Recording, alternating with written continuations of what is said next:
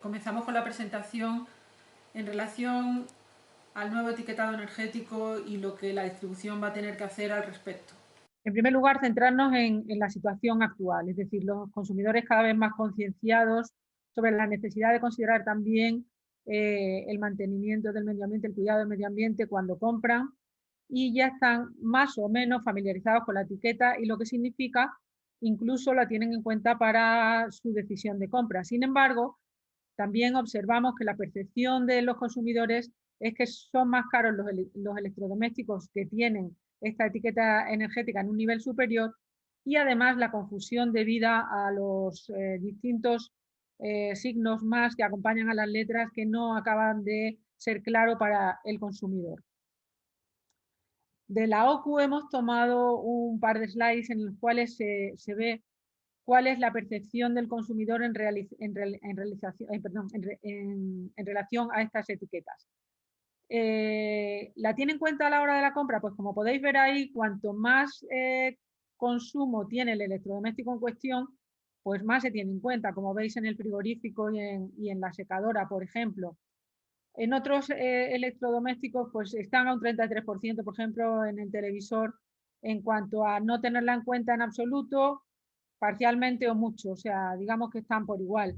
Como veis, va oscilando, pero realmente cada vez más la tienen en cuenta. Aquí en este otro gráfico podéis observar qué pasaría en el futuro. ¿Estaría interesado en adquirir electrodomésticos con una mejor etiqueta energética? Pues como veis aquí, realmente son muy pocos residuales los que están dispuestos sin que los que no les importa para nada la etiqueta energética. Sin embargo, hay mucha gente, más de la mitad, que si no hay diferencia en precio ni en rendimiento, o bien que haya diferencia en precio y rendimiento, están más o menos empatados, con un poquito más de ventaja para aquellos que todavía tienen en cuenta precio y rendimiento en relación al consumo energético. En relación a la nueva normativa, queremos fijarnos en algunos aspectos que son de interés para tener claro en la distribución lo que hay que hacer a partir de determinadas fechas. Por tanto, empezaremos con eso, con las fechas, los aparatos afectados, el rango nuevo que vamos a tener que utilizar, cómo son las etiquetas, el registro o base de datos EPREL y, muy importante, y veremos al final, la comunicación. En primer lugar, en cuanto a fechas, deciros que, como sabéis, y ya se avisó desde la Federación, desde FECE, el 1 de noviembre próximo, es decir, durante 4 meses, es cuando el productor empieza a enviar la etiqueta nueva junto con la antigua. Es decir, están suministrando etiquetas nuevas y antiguas en los productos y también la hoja de información del producto. Pero, sin embargo, hay que tener muy claro, y así hay que comunicar internamente, no antes del 1 de marzo se pueden utilizar. Es decir, tenemos la etiqueta vieja y la nueva, y antes del 1 de marzo solo utilizaremos la antigua. El cambio se realizará en 14 días laborables a partir del 1 de marzo. Es decir, no hay que hacerlo de la noche a la mañana, pero sí hay que tener en cuenta que tenemos 14 días laborables y no podemos decir el deadline porque, claro, depende de los festivos de cada localidad.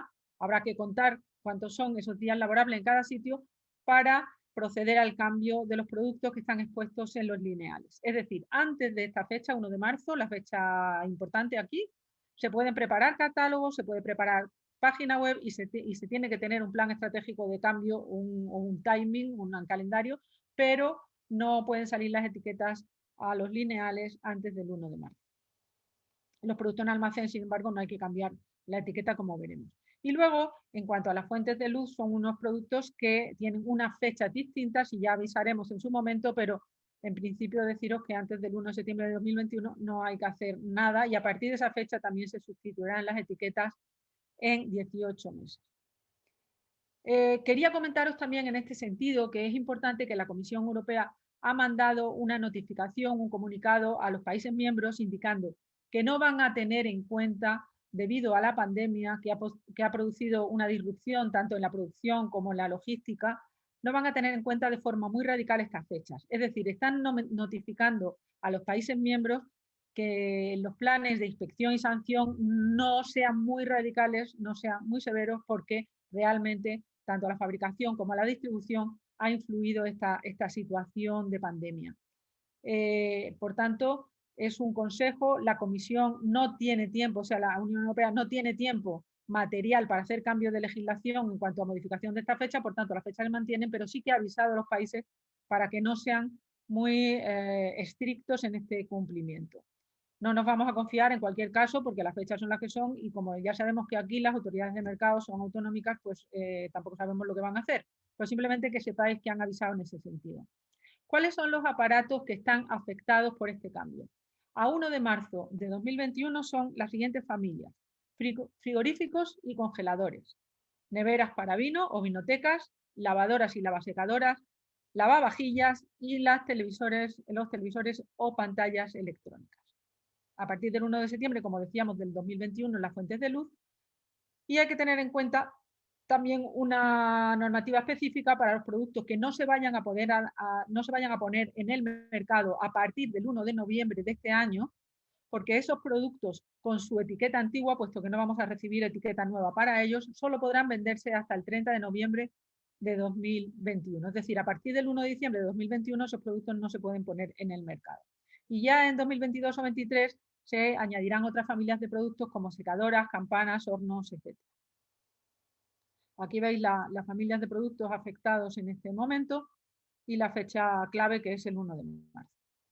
Los rangos. Bueno, esto es importante porque es uno de los primeros cambios o más importantes que va a tener la etiqueta. Ya se van a suprimir todos los signos más, es decir, todos esos A+++, desaparecen y el rango vuelve al rango AG como teníamos originalmente.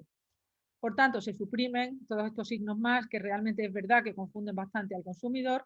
Y tener en cuenta una cosa importante. Aquí confluyen dos directivas, la directiva de ecodiseño y la directiva de etiquetado energético. La de ecodiseño también va a determinar dónde, en qué rango se clasifican cada uno de estos aparatos a partir de unos parámetros como por ejemplo son disponibilidad de repuestos en determinadas fechas o herramientas estándar para sustituir las piezas de repuesto, etc. La clase A ahora mismo, cuando entre en vigor, se queda vacante. ¿Por qué? Porque para no correr otra vez hacia abajo todo el rango, se ha decidido que esta clase A se va a quedar disponible para cuando salgan productos más eficientes al mercado. Y hay un punto más que contribuye a la posible confusión tanto de los distribuidores, los vendedores en nuestro punto de venta, como de los consumidores. No se produce una equivalencia automática. ¿Qué quiere decir esto? Ahora lo veremos, pero quiere decir que no implica que un A+++ ahora vaya a ser un B. No, eso no va a ser así por lo que ahora vamos a comentar. Hay algunos aparatos que estarán prohibidos desde el 1 de marzo de 2024, que son, ya se irá diciendo, pero se refieren a clases P, F y G para determinados aparatos de refrigeración o lavadoras y lavasecadoras, lavavajillas muy pequeños, etc. El tema de la no equivalencia que yo os comentaba es porque todos los modelos de medición, es decir, en laboratorio, los criterios, los parámetros que se van a tener en cuenta para la clasificación son distintos de los de ahora. Se va a tener que reensayar todos los modelos, por tanto, no, como os decía, no implica que un A+++ ahora sea un B. No, puede ser un B, un C o incluso un D, dependiendo de cómo resulte respecto de los ensayos actuales que se van a poner en práctica. Es decir, todos los parámetros, criterios para medición, como veis ahí en los laboratorios, son diferentes, también cambian y se conjugan los que están en la directiva de ecodiseño, también va a influir en la directiva de etiqueta electrónica. Todo ello conjugado da una nueva clasificación y tenemos que tener en cuenta, por tanto, que no queramos ver una equivalencia inmediata entre lo que había antes y lo que hay ahora. ¿Cómo son las etiquetas? Pues ya estamos familiarizados con ellos, ya lo hemos mandado desde FECE, las etiquetas nuevas cómo van a ser, pero simplemente señalaros algunos puntos, siempre en color, por supuesto. Su colocación es como ahora, en lugares del aparato donde sea bien visible. El contenido está absolutamente tasado, es decir, incluso el tamaño de las estrellitas de la bandera europea que está a la izquierda está tasado en la directiva. Es decir, todos estos colores del Pantone, tamaño de la letra, colocación, todo está tasado. Y otra novedad interesante es el código QR. El código QR es arriba a la derecha, un código que se puede acceder al mismo a través de cualquier dispositivo móvil y a través del cual tanto la distribución como cualquier consumidor interesado puede acceder a mayor información sobre ese producto, información que se contiene en la base de datos EPREL, que ahora veremos. Y por último, nuevos pictogramas. También algunos se han mantenido, pero otros son nuevos, como iremos viendo. Por tanto, la evolución, como veis, es así. Esta que veis más a la izquierda era la que había antes. El primer cambio que tuvimos pasó a la de en medio y ahora mismo se suprime y pasamos a la de la derecha, que es la que vemos a continuación. Y aquí vemos la que se va a poner en vigor para cada una de las familias de productos que hemos mencionado.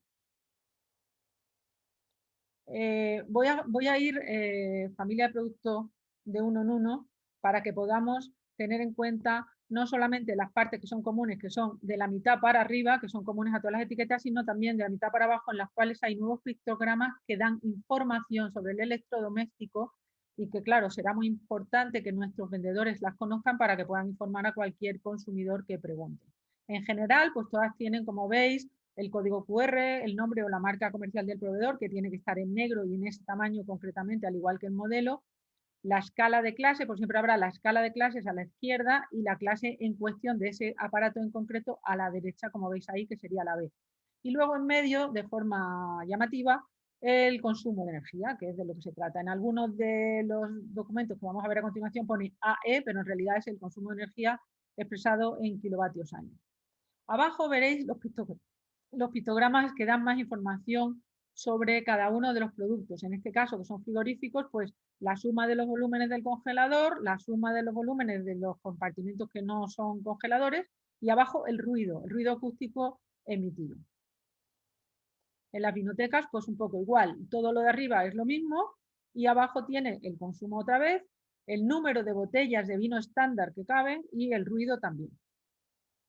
En el caso de las lavadoras, lo que vamos a ver como pictograma pues es el consumo de energía en medio, como siempre y hemos mencionado antes, y luego ya la capacidad en kilos, el consumo de agua, la duración del programa. Todos estos pictogramas se van a referir al programa ECO 4060 en todos los aparatos de lavado. La clase de eficiencia en el centrifugado y el ruido también. En las lavasecadoras, igualmente, la parte de arriba es común, pero en este caso es doble porque se refiere al consumo de energía del ciclo completo a la izquierda y a la derecha el consumo de energía solo para el ciclo de lavado. Como veis, a continuación pone la capacidad de la ropa para el ciclo completo y para el ciclo de lavado, es decir, va separando derecha e izquierda cualquiera de estos parámetros de consumo que hemos visto antes, consumo de agua, duración del ciclo, la eficiencia del centrifugado y por último, pues como veis, todo referido al programa ECO 4060. El ruido es al final y en la lavasecadora, por tanto, podréis ver que la etiqueta es como doble. Puede tener, además, como veis, un rango de eficiencia o una clase de eficiencia en el ciclo completo y otro distinto en el ciclo de lavado. Lavavajillas, pues la parte de arriba, como decimos, es igual, como hemos mencionado antes, igual para todos. Y luego, en este caso concreto, pues tiene la capacidad asignada, el número de cubiertos, el agua que consume, todo ello referido en este caso al programa ECO, la duración del programa y el ruido. En las pantallas, pues es un poco diferente dadas sus características y se va a referir a la clase energética determinada cuando se utiliza el P-Measure. El P-Measure es la potencia medida en el modo encendido en la configuración normal. Luego, a continuación, veis el consumo de energía en modo encendido cuando hace referencia, por ejemplo, a HDR, es el alto rango dinámico, es decir, el método para aumentar la razón de contraste en la imagen, es decir, te da una información realmente un tanto específica. Importante la parte de abajo, la diagonal visible en la pantalla de centímetros y en pulgadas. Como veis, es necesario tenerla en centímetros primero. Esto es una cuestión que ya se ha planteado, incluso hemos tenido algún problema con la inspección cuando han visto algún catálogo o alguna pantalla en exposición y nos han levantado acta diciendo que infringimos la normativa de medidas, ¿no? Es necesario tener en cuenta que aunque en el mercado en general se está hablando siempre en pulgadas, nosotros tenemos que poner en centímetros primero, como veis, para cumplir con la normativa que no tiene nada que ver con la etiqueta ni con el ecodiseño. Esto es una cuestión de la normativa de marcas de medidas en España. Hay algunos requerimientos adicionales en las etiquetas para la venta a distancia o la venta online. Por ejemplo, en la venta online hay que poner, además de la etiqueta y además de la hoja de información al lado del producto en nuestra página web, hay que colocar una flecha con la clase de eficiencia y el rango de clases. Como veis ahí, este es B en un rango de A a G. Luego, por otro lado, para los dispositivos electrónicos que no se sacan del embalaje, que se venden dentro de su estuche, es necesario tener la pegatina con la etiqueta en el embalaje. Es decir, si se exhibe en el punto de venta sin sacar ninguno de dentro de su caja, la etiqueta debe estar visible, impresa, adherida en el embalaje en cuestión y ser bien visible. Por otro lado, mencionábamos antes que el código QR nos va a llevar a la base de datos EPREL. Es una especie de registro en el cual todos los productores, por obligación, tienen que inscribir los productos que ponen a la venta en el mercado en Europa. Las funciones que tiene este registro o base de datos son dos. Facilitar la labor de las autoridades de inspección de mercado y, por otro lado, dar información al consumidor. Es verdad que hay que ser un consumidor muy concienciado para molestarse en meterse en la QR y acceder a la hoja técnica que existe en el registro respecto de ese aparato, pero bueno, es obligación y además así vienen ya las etiquetas con ello, con lo cual para nosotros distribuidores no es un problema. En cualquier caso, saber que lo que tiene es una información más amplia que la etiqueta, que cualquier persona interesada por saber más de ese producto en concreto puede acceder a través de cualquier dispositivo móvil y a través de ese QR a esta base de datos europea que es general, como sabemos, para toda la Unión Europea. Y ahora viene un tema que me parece sumamente interesante e importante en todo este proceso de cambio de etiqueta. Va a haber una confusión. Confusión para los consumidores, sin duda, pero también confusión para nuestros vendedores y, lógicamente, si el consumidor está confundido, es el vendedor el que le tiene que guiar y traducir esa etiqueta. Lo que más tememos es que se produzca una sensación de pérdida de eficiencia del aparato porque ya no vean los signos más, el plus, plus, plus.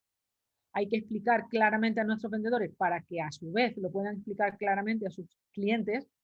Primero, que la clase A está vacía, no porque ahora de repente todos los aparatos que antes eran A++ ya no sean tan eficientes, sino por el contrario, porque estamos reservando esa clase para los que salgan en el futuro más eficientes todavía.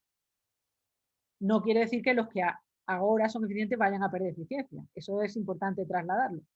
En segundo lugar, que no hay una equivalencia, como hemos visto antes, por el tema de reensayar todos los modelos en laboratorio. Es decir, la A++ no tiene por qué ser equivalente a una B. Puede ser CD o inferior, dependiendo de cómo ahora los resultados de los ensayos posicionen ese aparato en concreto.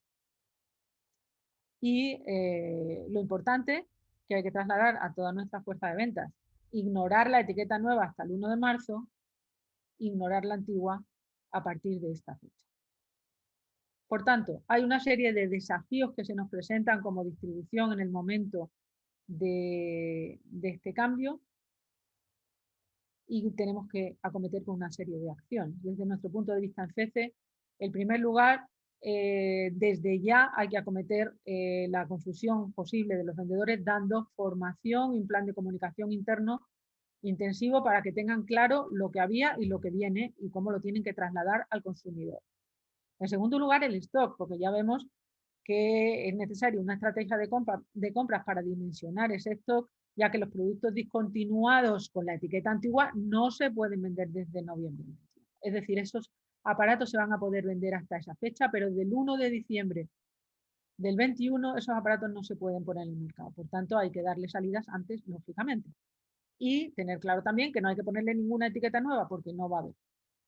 En el periodo transitorio, pues aquí todos los que tengamos web y catálogos hay que tener una planificación de los cambios para aprovechar al máximo esos días laborables, esos 14 días laborables para hacer el cambio. Se puede preparar todo esto con antelación y lanzarlo solo a partir del 1 de marzo. Pero en las tiendas que hay que hacer un cambio físico de las etiquetas, pues es necesario planificar el cambio pues con un planning, una organización interna, decir tales días en tales sitios, o sea, cuanto más grande sea la tienda, pues más planificación tiene que haber para que todas las etiquetas estén cambiadas a fecha de 1 de marzo. No obstante, desde nuestro punto de vista es importante que se haga en el menor tiempo posible, porque la convivencia de ambas etiquetas no va a crear más que confusión tanto para los vendedores, pero sobre todo para los consumidores.